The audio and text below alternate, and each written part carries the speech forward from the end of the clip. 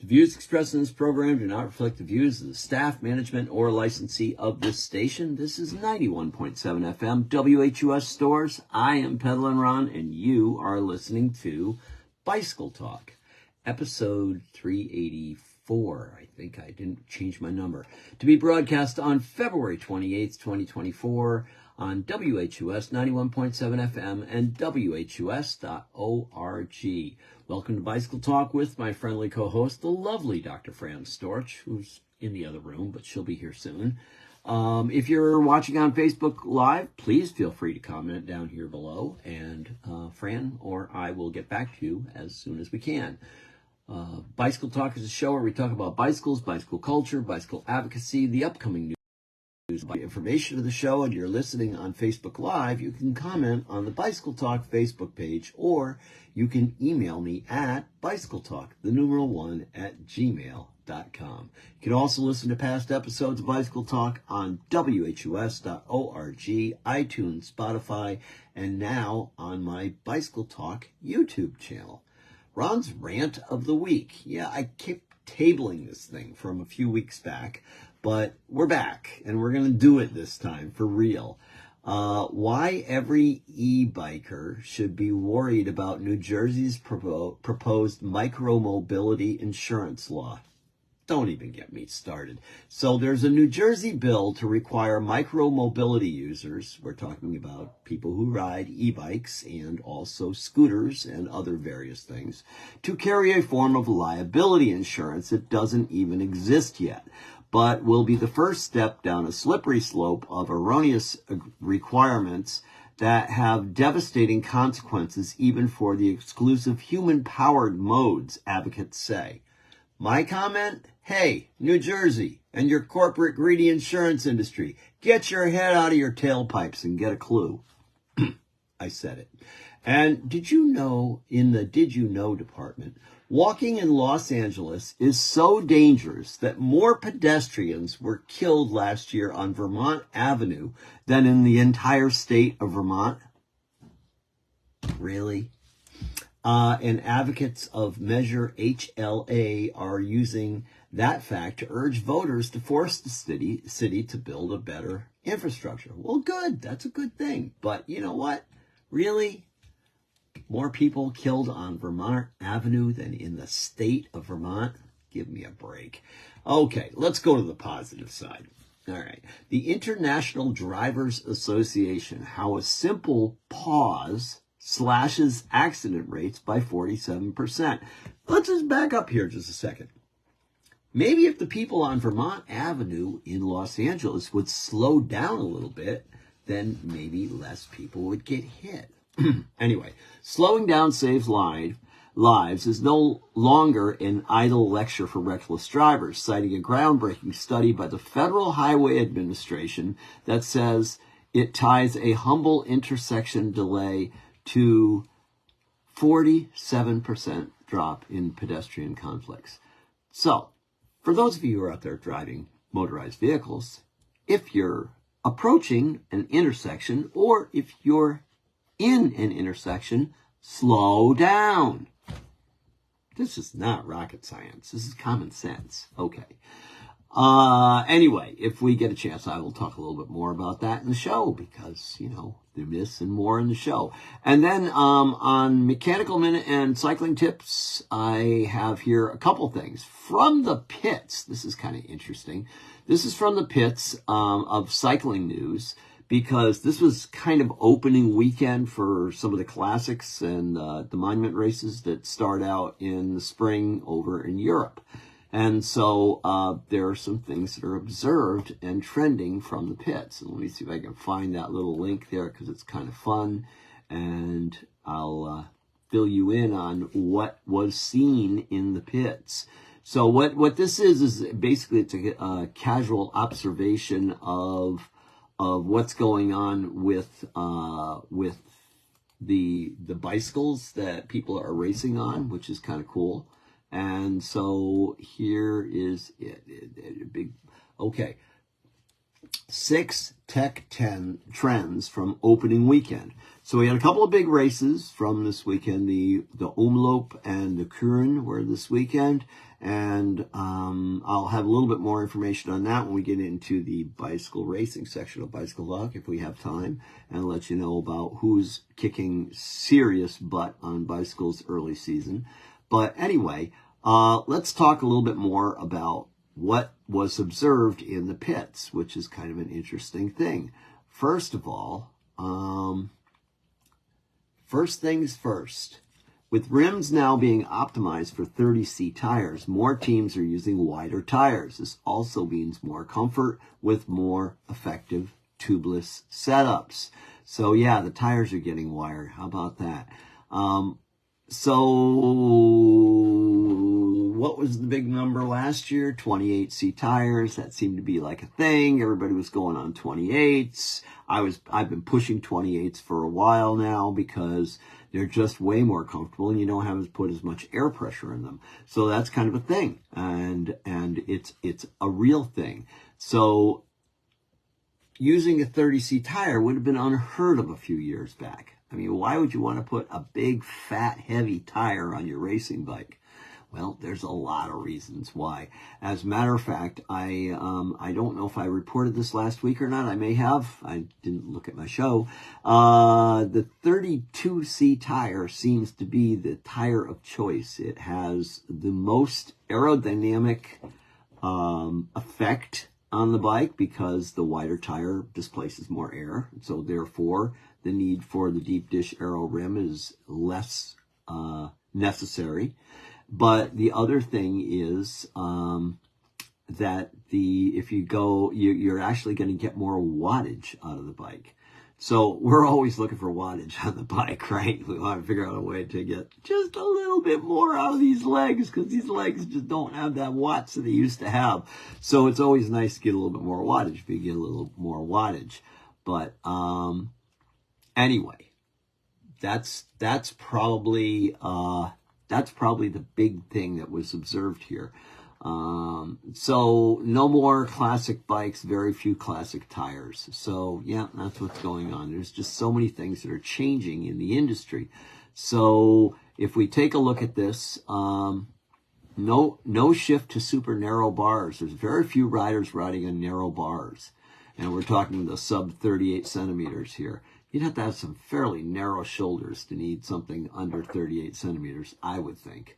But I tend to be a 40 centimeter guy. I use 42s on my cross bike because I want a little bit more control and stability on the bike. So that's what I do there. But, you know, you're kind of looking at the width of your shoulders as far as what to do as far as handlebars go. So I think I've got Fran set up on 38s and I have 40s on my bike. So anyway, they, many riders still had their levers turned in. Some apparently, appeared to be definitely, beyond the UCI legal limit of 10 degrees, but, many would go narrower even if they were given a choice. So anyway, that just makes no sense to me whatsoever. But I guess it's one of those things that, you know, we see for anybody who's looking for any way to get an extra watt or two out of their legs. That's one of the things they would possibly do. So that's bigger chain rings are becoming normal. Uh-oh, here we go, going back.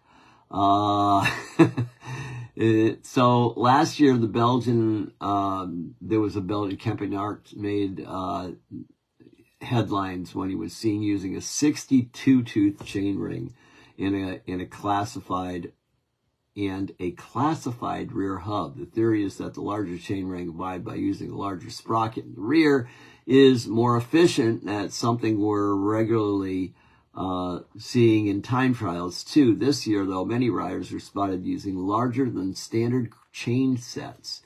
Kempenart himself was using a 58-42 setup. Ouch. And that just seems a little outrageous to me. And then another rider with a 54-41. We saw similar chain sets on Wout van Aert's bike, amongst others. 54-tooth chainring is certainly now the most popular choice, taking a straw poll from the admittedly more than hilly Tour de Flanders. The chain rings there seemed, on the whole, to hover around 52 tooth. With cassettes becoming wider, running larger chain rings while looking incredibly cool no longer represents the impossible gearing that it would be previously. Probably won't be trickling down to the consumer bikes anytime soon, but that's what they're doing. So this is weird to me. I just don't understand. So I would say that if you're using a big cog in the back, let's think about this just for a second. If you're using a much bigger cog in the back, okay, because that's the way a lot of these cassettes are being built now, and then you use the big chain ring in the front, like extra large chain ring in the front, I don't understand how they could be any more efficient. A gear inch is a gear inch, is it not? Anyway, if you have any comments to make on that, I am certainly willing to listen to what you have to say. All you engineers out there, pipe up right now, because I can't wait to hear the explanation of why a bigger gear in the front and a bigger gear in the back, being larger diameter in the back, would be more efficient than smaller. Maybe it's a friction thing. I'm not really sure. I don't get it. But anyway, to me, it sounds like a nasty cross chain thing, which is just going to wear out your chain a lot faster.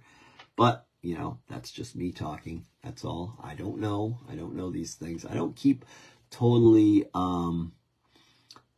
up to date on this. Stage notes are a very personal thing. So people are putting handwritten notes on their stems and handlebars, probably as they are looking to know where, you know, a difficult part of the race might be or whatever, and maybe not relying on race radio to let them know, hey, this is the place you need to go, sort of thing. I have no idea, but Lottie Kopecky from the current world champion had printed a set of stage notes on her stem, and who knows why, but they're on like a sticky canvas tape. So that was another thing that was observed in the pits at the current stage races. And let's see, women's teams happy to go off pista for saddles. What is this now? This one may take a little more surveying, but I think it's noteworthy, even from the small amounts of data that this person has. In the men's peloton, you see a wide variety of saddle models within a team, but can't recall ever seeing a saddle from the wrong brand. At Canyon SRAM, however, there are several specialized power saddles despite the team's Ergon sponsorship. While saddle sores affect men and have recently caused Tom Pidcock to abandon a race, men don't have the same soft tissue that women do, and it's heartening to see a team clearly prioritizing the comfort of their riders in spite of sponsorship arrangements. Oh, that's it. So they're riding on saddles that aren't their team sponsored saddles. That's what's going on. So that's what's going on in the pits. That was the observation. The gear thing has me completely intrigued. I don't know if I want to even say it's intrigued. Confused, I think, is more like it. And I'm dying to hear of anybody that knows anything about this reasoning for the why a big chain ring on the front and a bigger cog in the back would be more energy efficient. I don't get it. But the big one, 32C tires. That's the big find right now. Is 32C tires are the optimum wattage producing, or give you more wattage per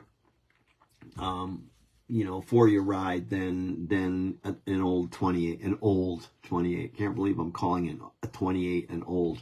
It doesn't seem that long ago that we were riding on 23C tires, does it?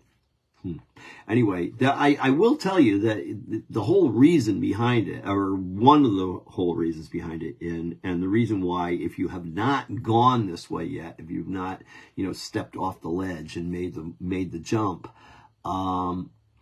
it's comfort, man. It's unbelievable.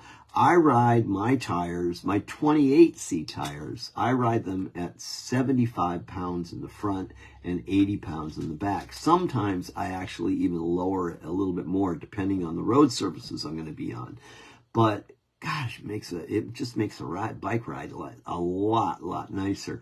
And you're not going to lose anything in efficiency. The tire is still very hard. Now, I'm not a big, heavy guy. I don't weigh a lot. So I'm not going to compress that tire very much. So obviously, there's going to be a difference for someone who has a few more kilograms than I have. So that's going to make a difference.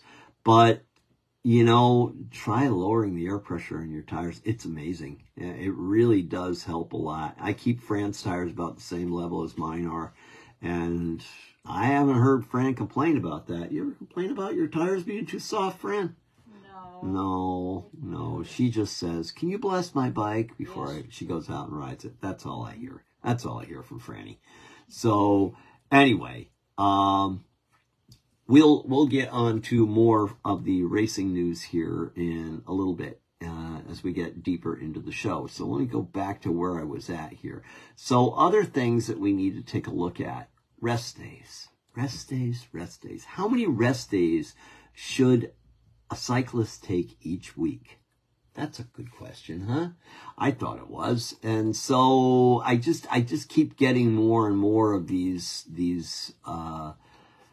pieces of information thrown at me about riding slower to go faster, and it's like, not that I really need to go faster. I'm not racing a bike. I don't care how many miles how many miles per hour I ride on a ride. I more care that I'm out on a ride and enjoying the ride. That to me makes a lot more sense. So anyway, the point here is, oh gosh, I've lost it here. Where is it here? Why rest, recovery, and tapering are necessary to get faster? That's a good question. This is from Trainer Road, and who obviously has some very, very good tips on training, nutrition, basic bike setup, all sorts of fun stuff. You can check them out at trainerroad.com, and they will give you more information on this. So optimizing rest days, recovery, workouts, and taper weeks translates to increased productivity during hard efforts. And knowing how to optimize your rest so that you can get faster and make the most of your training plan is essential. So there's obviously, if you want to know even more about this, I am not a professional trainer. I do not have the information you would need if you're looking for a good coach. There are lots of good coaches out there, and they can help you with this sort of thing, because they can also, by using items like heart rate and also power meters and all that, they can really dial in your work if you're looking for that sort of thing and your performance.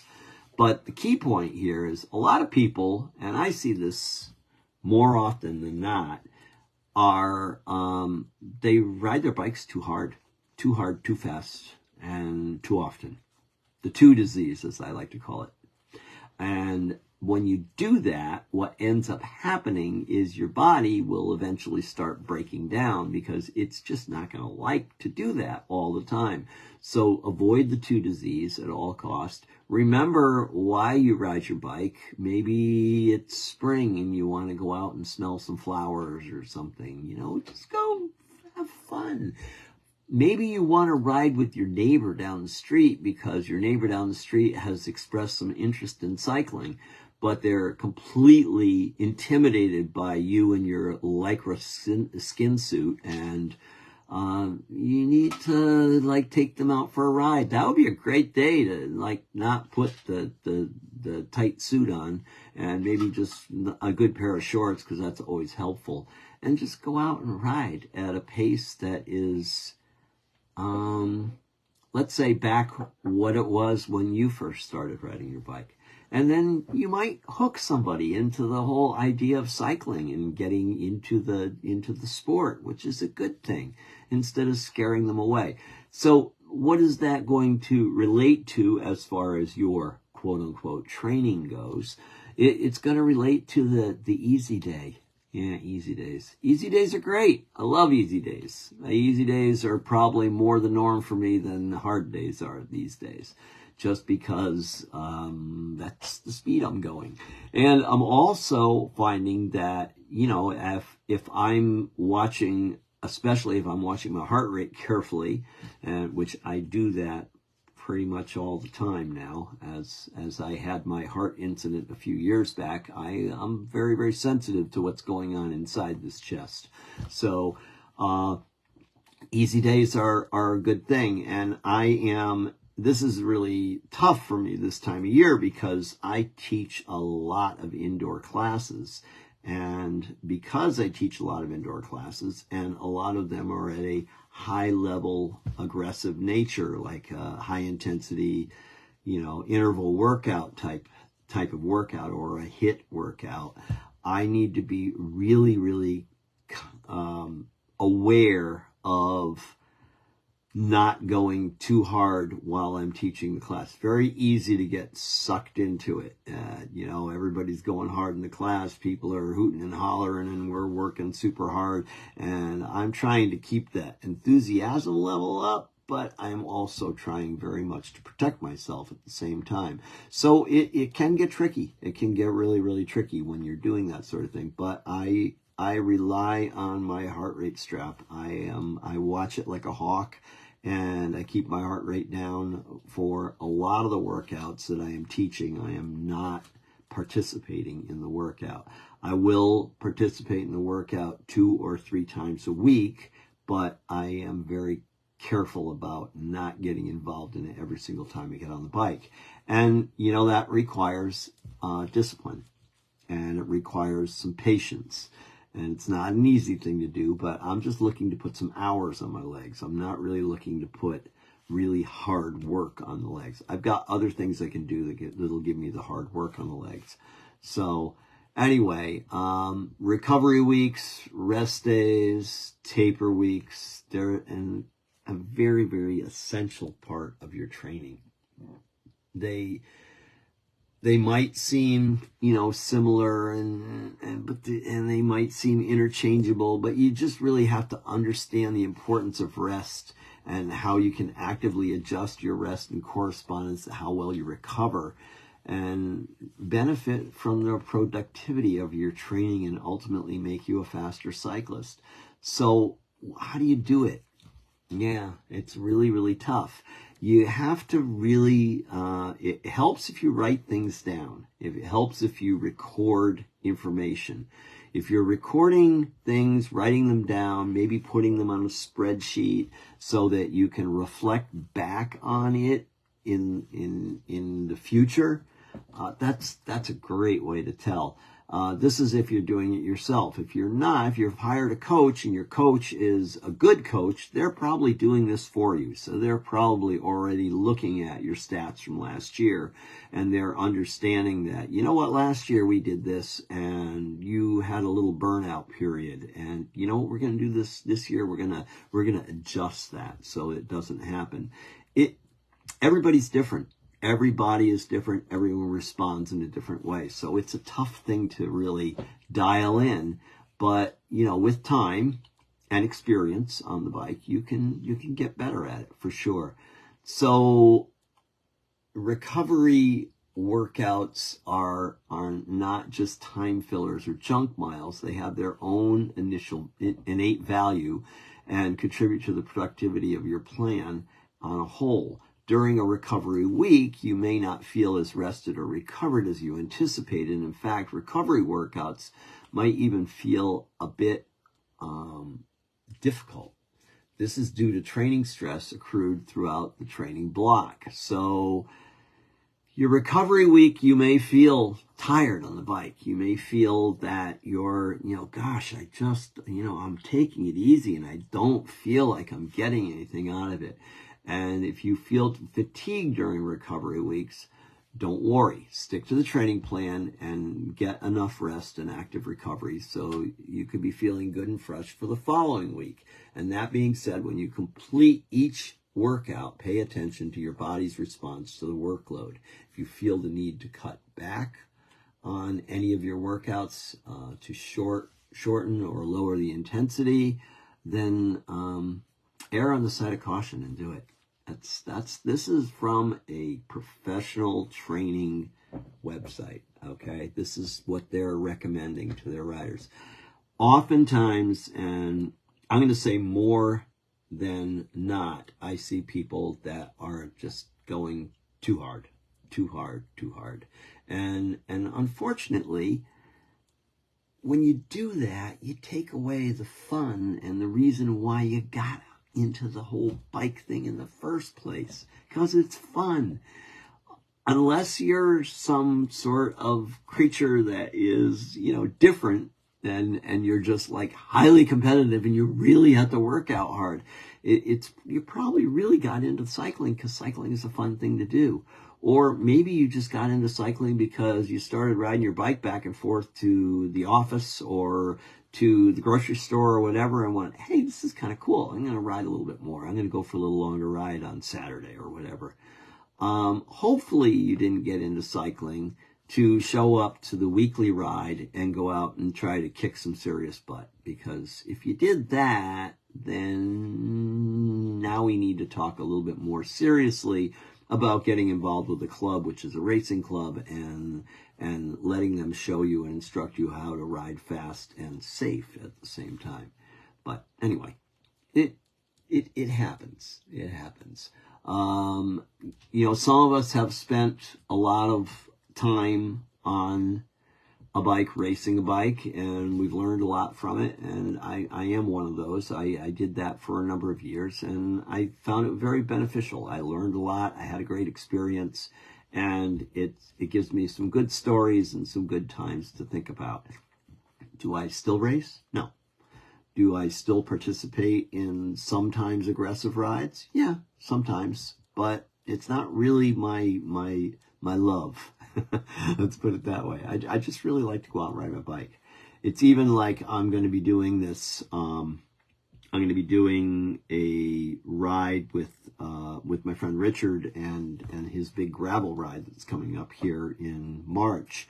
And I am on the shorter distance ride, and basically my duty there is to support the riders that are not aggressively off the front. It's really to support the riders that are falling back and to help them get through difficult parts of their ride and get them in safely. That's really what I do the best. So that's my stance as far as that goes. But those rides can get aggressive. They can get really, really tough. So you got to watch yourself there for sure. And you definitely do. So recovery. It's so good. You can't get faster without going slower. Deep rest is less essential when you're doing endurance training, aka riding many miles. But when you hit those pedals hard, you suck your glycogen stores dry and break down muscle fibers. They cannot fully restock and repair if you keep stressing them. How about that? Isn't that an interesting thing? So, 5 reasons why you're not getting faster on your rides. This comes from Bicycling Magazine.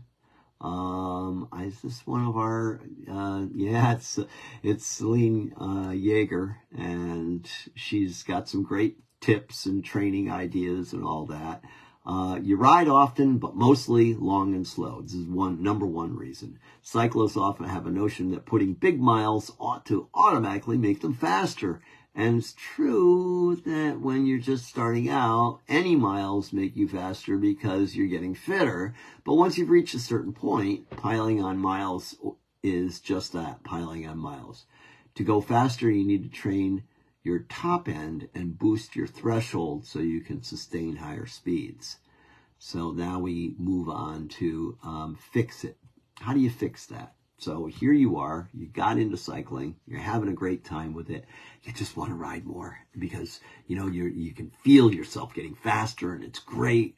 And then all of a sudden one day you go out to go faster, you're not going faster anymore and you can't figure out why. Do speed work once or twice a week. mixing up eye-poppingly hard short intervals like Tabatas, 20 seconds full gas, 10 seconds rest, 8 times, 2 to 3 sets. I teach these in my indoor cycling classes. Longer tempo intervals would be from 10 to 20 minutes at about 75 to 85% of your maximum heart rate. So 5 minutes of recovery in between each of those.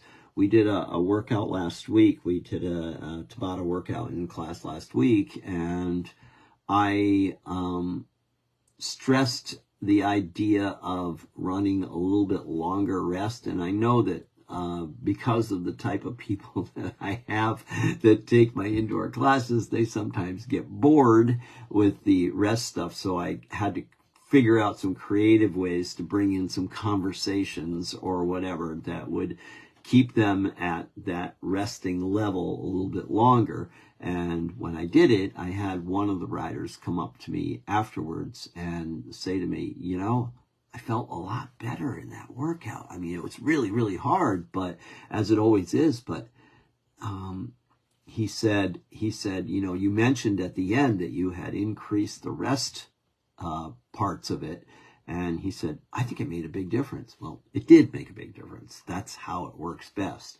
But it's really, really hard when you're teaching a high-level indoor cycling workout to get your riders to chill out for 5 minutes. And I'm talking about little to no pressure on the pedals whatsoever, dropping your heart rate down to 60% and keeping it there for a long period of time.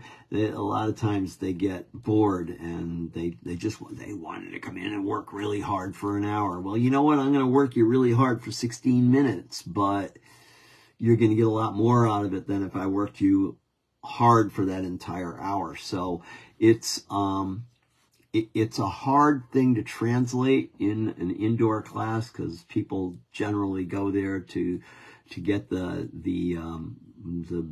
bejesus beat out of them. I don't know what it is, but they go there and they just want to get worked really, really hard. But they're not doing themselves any good when they do that. So, you know, if you're doing a high intensity interval workout, making sure you get good rest in between is key. This rest word keeps popping up in my discussion all day today. But, you know, it's just really good. So the next thing on Celine's list here is you don't do core work.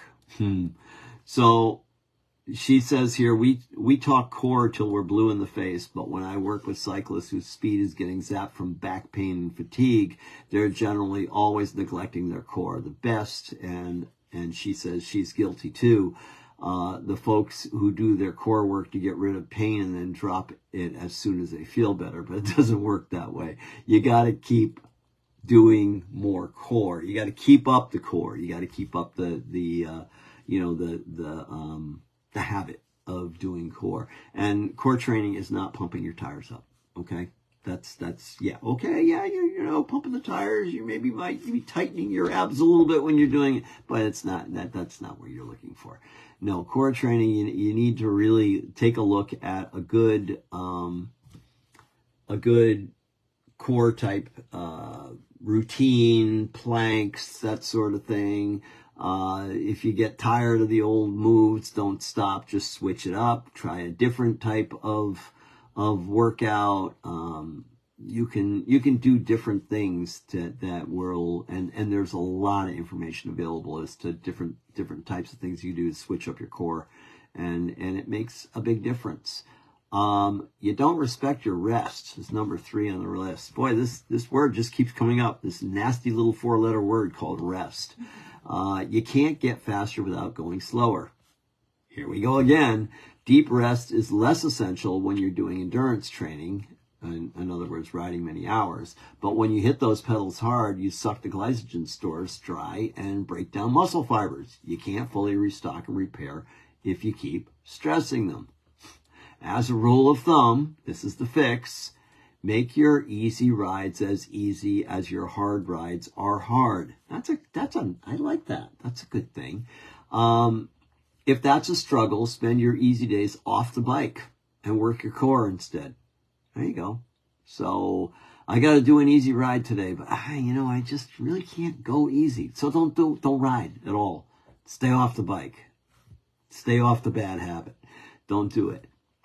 Number 4 on the list, you're more focused. You're focused mostly on weight loss. No. Don't go there. Don't do it.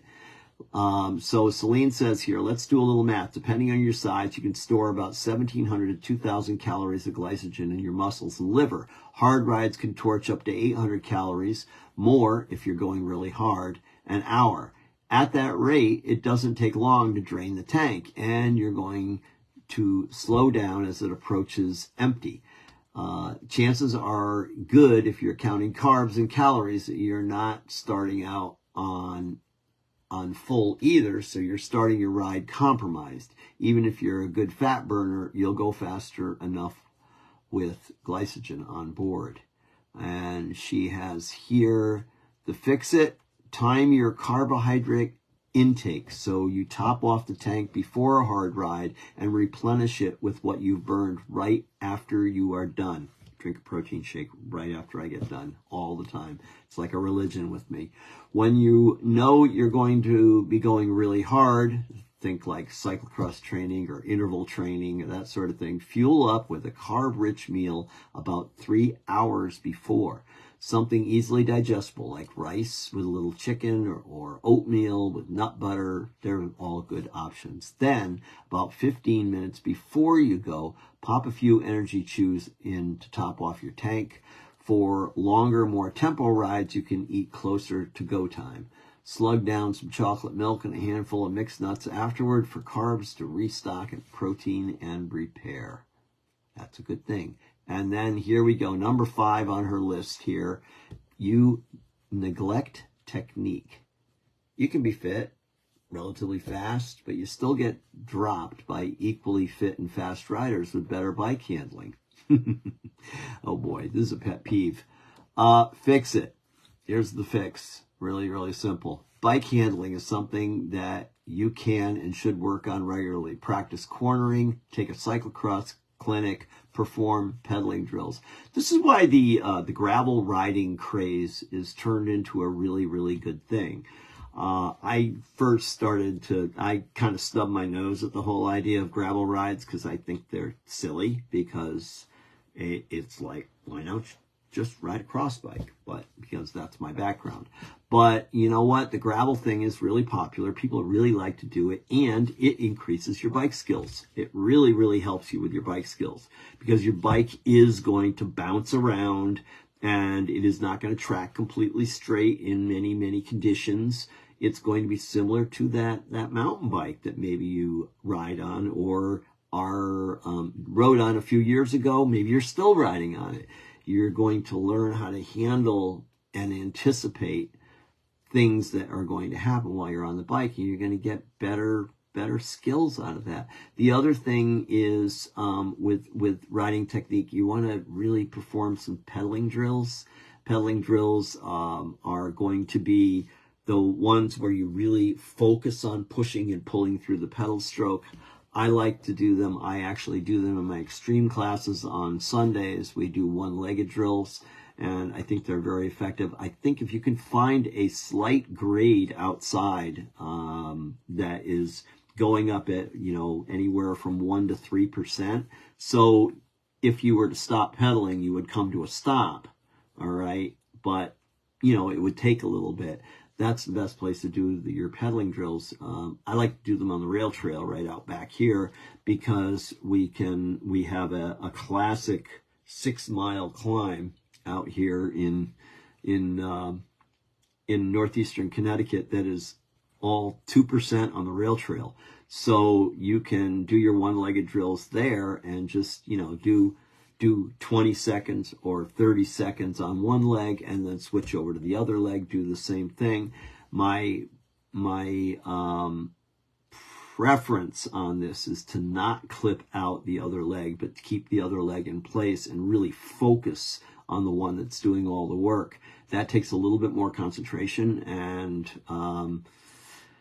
it's definitely harder to do for a lot of people, because a lot of people just can't shut the other leg off when they're riding. And if you can't, then you just use one leg. You just take a leg out, hold it out to the side, and do your one leg drill that way.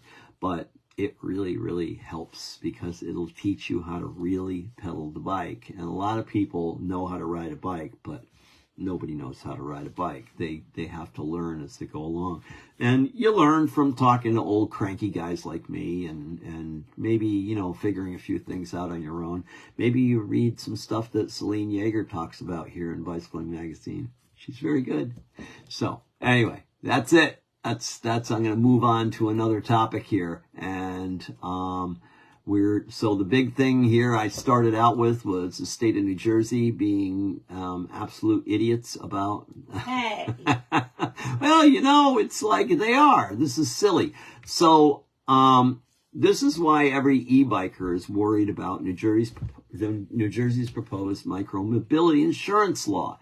So this comes from Street's blog, and it caught my ear and my eye when I'd heard something on a radio's podcast or something, and then I went and looked into this and I found out a little bit more. So this bill is to require micro-mobility users to carry a form of liability insurance that doesn't even exist yet. And so on Thursday, this goes back a few weeks, New Jersey Senate's Transportation Committee is holding a hearing about Bill S2292, which would require riders of low-speed electric bikes and scooters to register their vehicles with the state and carry liability insurance to cover themselves and anyone else who might be harmed in the event of a crash. I wonder how they feel about people who pedal bicycles faster than people who can ride e-bicycles. Anyway, the bill is sponsored by the Senate President Nicholas Scutari and is expected to pass. Serious crashes involving those modes are so relatively rare, though, that the National Transportation Safety Board recorded just 119 e-bike involved fatalities between 2017 and 2021 versus the 192,709 caused by drivers. That advocates say legislation would do little more than increase already steep barriers to human-scaled mobility posed by traffic violence while undermining the climate equity and safety goals that low-speed modes can help communities reach. This is a very, I see this as a very, I don't know how to put this, but almost like an income-based prejudice, because, you know, there's people that ride the e-bikes for transportation. This is how they get around. It's what they can afford. And versus somebody who maybe they can't afford to go out and buy a $40,000 motorized vehicle, but they can go out and buy a $4,000 electric e-bike.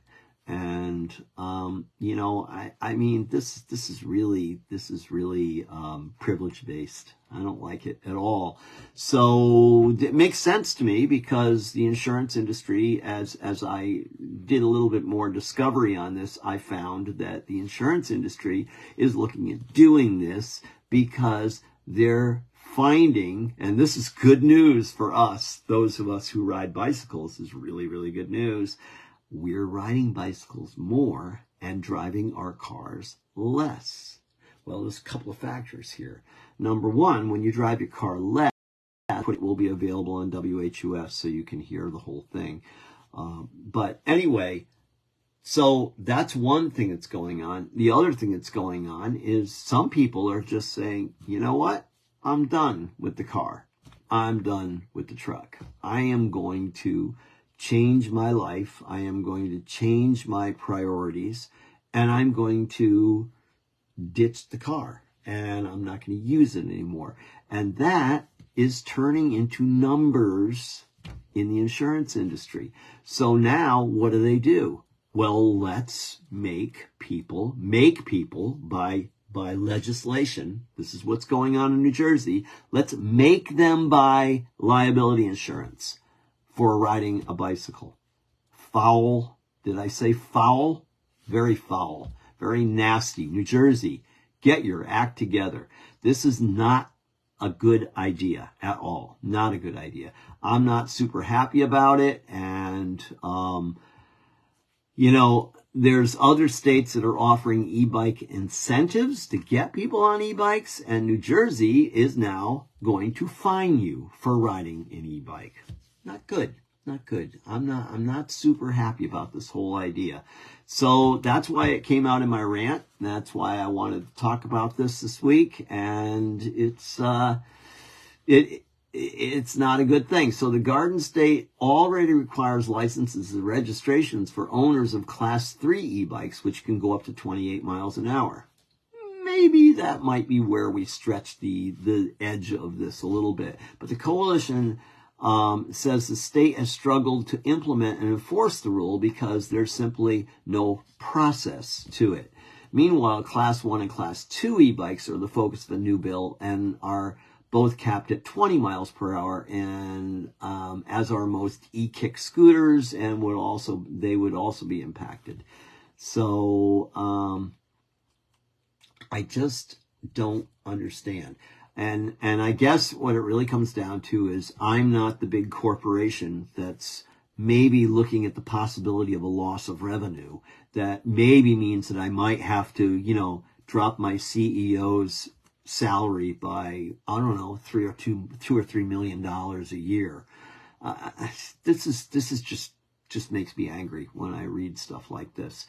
The number of e-bike crashes is so small compared to the millions of car crashes per year, and yet here they go. They want to just start tagging onto e-bikes. This looks like an opportunity to me for someone in corporate America to make just a little bit more money. And so I don't like this a whole lot, and it's very, very unfortunate. And apparently the folks at Streets Blog aren't super psyched about it either, and that's why this was brought up. So it just really seems like something that we should be looking in other directions. But we're going to move on to something else here, and I'm going to talk a little bit about let's see here, where did I find it? So here is the New Jersey Senate proposal. I did find this on the Bicycle Coalition of Greater Philadelphia. If you're looking for it, you can find it right there. That's bicyclecoalition.org, and you'll /NJ-state. So if you go there, you will find that you'll find a lot more about this, and it'll talk exactly about that micromobility bill S4132. And it does, it gets into the specifics of that. So this requires anybody with an e-bike to have a liability insurance protection of up to $35,000. And that just seems, it just seems rude, and it seems very, very class oriented. And this is not a good thing. How long is it going to take for them to make a decision that it's no longer about the powered bicycles, but it's about the human powered bicycles too? I mean, what's the difference? If I can take my human powered bicycle and do the same thing as someone with an e-powered bicycle, why am I different? I don't think it's going to take much longer for them to start requiring liability insurance on all bicycles, and that has me very, very concerned. We're going to keep our eyes on this and see what happens, because it just really doesn't make a lot of sense, and it seems like it is something that could certainly face a lawsuit that would end its beginning. That would be a really good thing. So I would say that we need to do other things instead. Okay? Here's a better idea. You want to hear a better idea? This goes back to something I had mentioned earlier, that there was a study pausing at intersection just drops pedestrian accidents by 47%. This is like kind of a in the world of Ron and Fran, we call this a DUH moment. And yeah, you slow down when you go to an intersection, you have less chance of hitting someone. Huh? Really? You think? Yeah, people don't slow down. People don't slow down when they pass me on in their cars when I'm riding my bike on the road. They don't slow down. I mean, some do. I'll give some people credit. Some people do. Some people actually, you can hear the vehicle slowing down behind you, and I have others where all I hear is them speeding up when they see me because they've got to get around me because they're late for the open heart surgery that they're about to perform. I don't know why they're what's so important to them that they have to feel that they get around me so much faster. If you really feel that that's the way you need to drive, maybe you should leave the house a little earlier in the morning. Just a suggestion. That's all. So the International Drivers Association says pausing at intersections can greatly reduce pedestrian accidents. This will also go in relation to bicycling accidents, which is why I'm talking about it on Bicycle Talk. This is not rocket science. This is, we all need to take a pause and slow down. I didn't put the other two words in that I wanted to put in because this is a clean show and I'm kid friendly. So anyway, that's what really has to happen here. You don't need to be going that fast in that vehicle. There is a speed limit on your road. That speed limit was put there as a recommendation to keep everyone safe. Not just you who are driving your monster vehicle down the road, but also to all others that are sharing the road with you. And this is, again, this is something that I am not seeing this, and I am seeing a high increase of, and I'm also reading about high increase of aggressive driving behavior, which has been on the increase since the COVID virus hit us. And people are they're angry, they're driving fast, and everyone is in their way, no matter what. I drove up to my local community center this morning in the dark because it's dark out this time of year still. And it was too cold for me to be riding my bike. It was 28 degrees and that's below my limit. And as I'm driving up, I was driving about 5 miles per hour over the speed limit, which is, it's early in the morning. I wasn't too concerned about that, but I was 5 miles an hour over the speed limit, and I had 12 cars that were sitting on my rear end in the 3 mile stretch I was on the state highway. 12. I counted them this morning. It just angers me to no end. It's 5:30 in the morning. It's not even, these people aren't even awake yet. And yet, they're tailgating me all the way up a state highway. And, some often pass me because they feel I'm going too slow. Just slow down. Start earlier. Whatever you got to do, Doesn't make sense. You're already up at 5:30. Who cares? Get up a little bit early. Not that big a deal. So anyway, it's slow down. You'll make us all safer. So let's move on here real quick. We got a couple more things I cannot talk about because I am going to have to table these for next week, including the weekend season openers, the Omloop van Nisblad and the Kern-Brussels-Kern, which both were dominated by the what we used to call the Jumbo-Visma crowd, but now they're the Visma bike something else. I can't remember what they are. But anyway, that's basically the Visma team is just dominating right now. And Wout van Aert is part of that, and we'll hear a lot more about it. But right now, we got to move on because we got to go into events and talk about a few things. The Fatty Cross was at Haddam Neck this past weekend. I heard they had a pretty good turnout. That's pretty cool. And the Frozen 4 Road Race Training Series is starting on Sunday, March 3rd. And that is 4 weeks of training races in Farmington, Connecticut. If you're interested in getting involved in bike racing, this is a great place to do it because it generally is safe. It's on a closed course, and that's a good thing. The Philly Bike Show Expo is March 16th through the 17th in the Pennsylvania Convention Center. Sort of is I would call it a very, very strong consumer show. It's a pretty neat thing, and if you want to see what a whole bicycle trade show thing is, the idea of it, that's a great place to go to. And of course, the People for Bike Leadership Conference is March 26th through the 29th in Tucson, Arizona. And I'll have more information on that next week, because I just got a list of things that they were going to be discussing and people who are going to be there. And I'll try to get over that next time. The Handmade show is in Portland, Oregon, August 23rd through the 25th. And also for my Australian listeners, there's one on June 28th through the 29th. Which is kind of cool. And my screen just went crazy on me here. So anyway, what else have I got? The Natchog Epic Domestique Sports. Yeah, it's coming up. It is a dirt road ride, and it does have some points along the way where you can timed points along the way, which are kind of cool. Last week, I told you there were 547 pre-registered. This week, today, as of the beginning of this show, it's up to 619. And the Epic, with the men's Epic, which closes out at 300 riders, is at 298.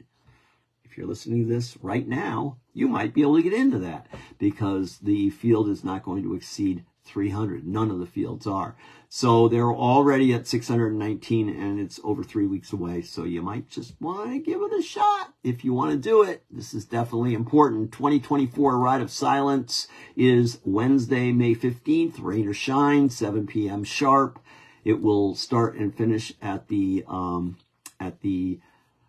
Mansfield Town Hall, town building, and community center, and extra overflow parking will be at E.O. Smith High School. We are expecting a crowd this year.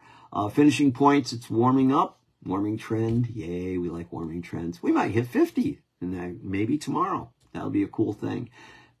Cycling makes you happy and is good for you. I guess that's another one of those DUH moments. I keep mentioning it because it's a good thing to mention.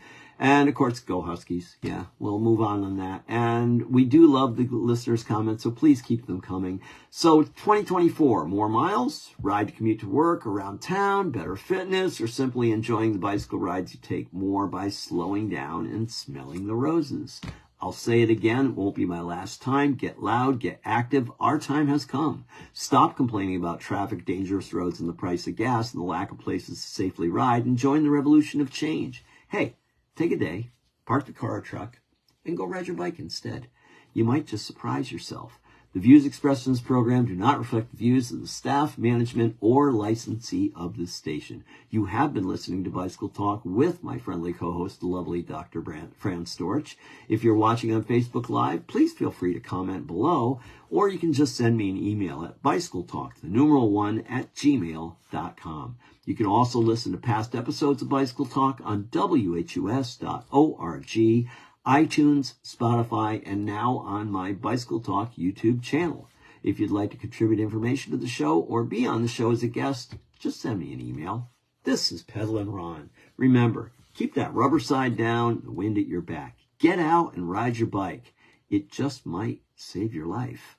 This is 91.7 FM, WHUS Stores, and WHUS.org. Thank you so much for listening. See you next week.